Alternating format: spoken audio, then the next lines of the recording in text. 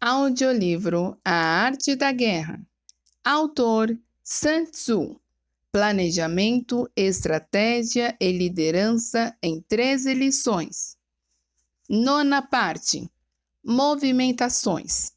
Primeiro, Sun Tzu disse: chegamos agora à questão de levantar o acampamento e procurar sinais do inimigo. Segunda, atravesse rapidamente as montanhas e mantenha-se perto dos vales. Estabeleça o acampamento em lugares altos, de frente para o sol.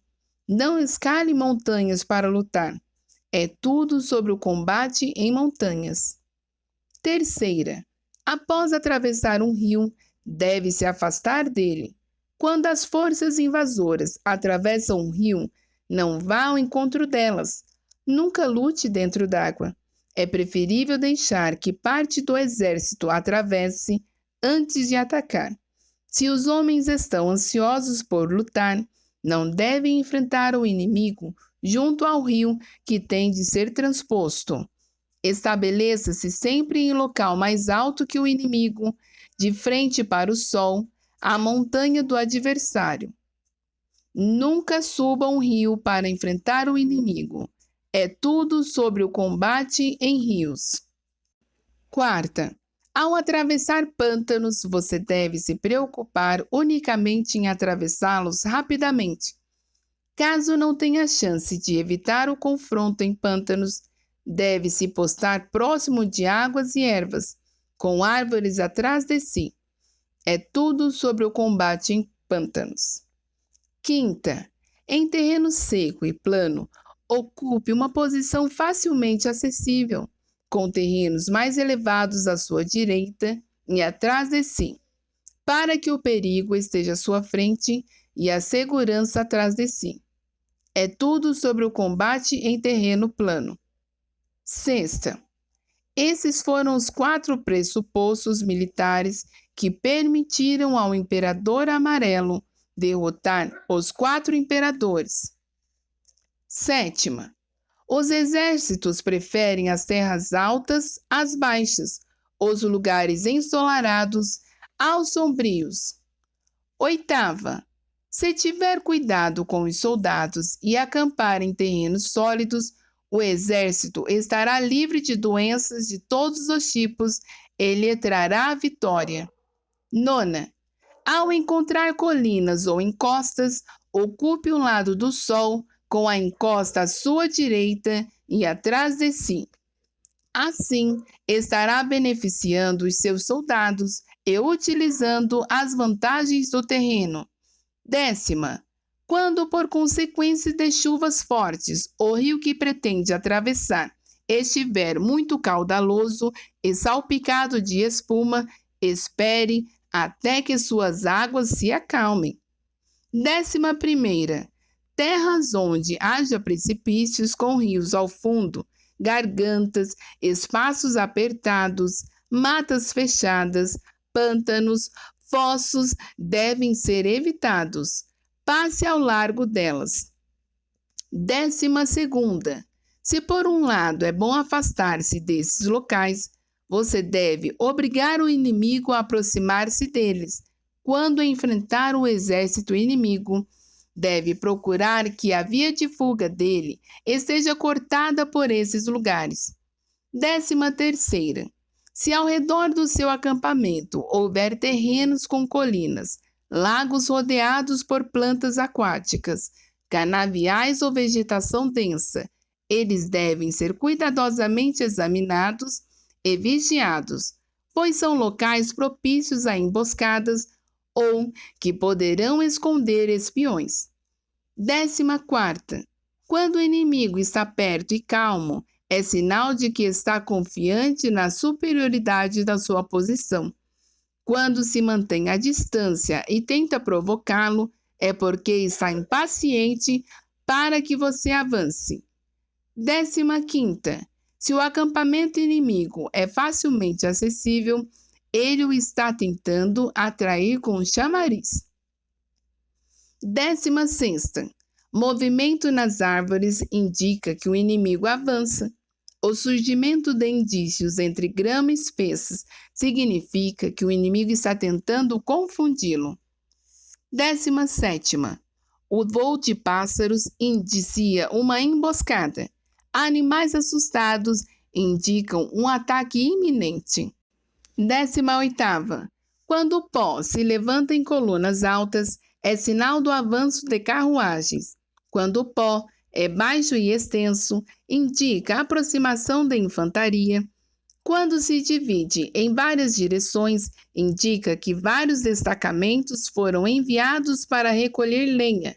Nuvens de pó no mesmo local indicam que o exército levanta acampamento.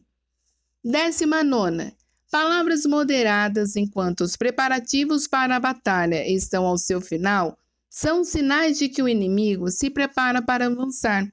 Linguagem violenta e ameaças de ataque são sinais de que ele irá se retirar. 20ª.